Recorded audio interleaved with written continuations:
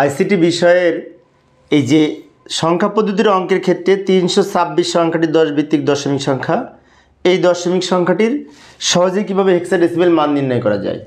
তো হেক্সাডেসিমেল সংখ্যা বলতে 16 ভিত্তিক সংখ্যাকে বোঝায়। হেক্সাডেসিমেলের ভিত্তি 16, তাই এই সংখ্যাটিকে বারবার 16 দ্বারা ভাগ করে ভাগফল এবং ভাগশেষে আলাদা করতে হবে নিয়ম অনুযায়ী।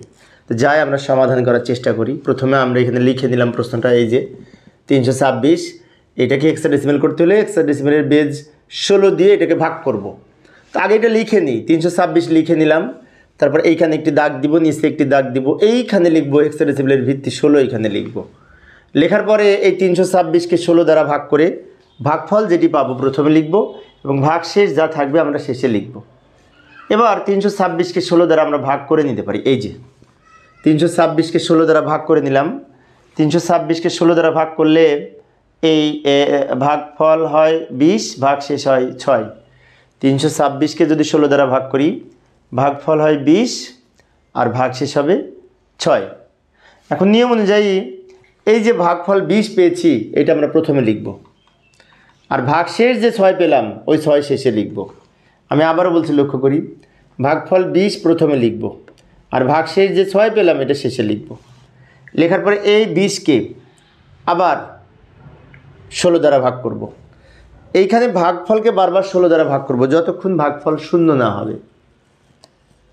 এবার 20কে যদি 16 দ্বারা ভাগ করি তাহলে 16 একে 16 একবার যায়, 20-এর মধ্যে 16 একবার যায়, ভাগফল 1 হয় আর ভাগশেষ 4 থেকে যাবে। তাহলে আমরা যদি এই 20কে 16 দ্বারা ভাগ করি ভাগফল হবে 1 আর ভাগশেষ কিন্তু 4 থেকে যাবে, ওই 4 শেষে লিখব। আবার এই 1কেও 16 দ্বারা ভাগ করব, এই 1 ভাগফল আছে না, এটাকেও 16 দ্বারা ভাগ করব। এখন 1 ছোট 16 বড় ভাগ করা যায় না, যখন দেখবে এটা ছোট এটা বড় তখন ভাগফল হিসেবে যদি এখানে 0 লিখি এইখানে যেটি থাকবে সেটি ভাগশেষ হিসেবে শেষে লিখব। আবার বলছি, লক্ষ্য করি, এই 1কে 16 দ্বারা ভাগ করা যায় না, তাই ভাগফল হিসেবে যদি আমরা 0 লিখি তাহলে এইটা কিন্তু ভাগশেষ হিসেবে শেষে চলে যাবে। অ্যাকচুয়ালি এখানে যা থাকবে সেটাই এখানে ভাগশেষ হিসেবে লিখব।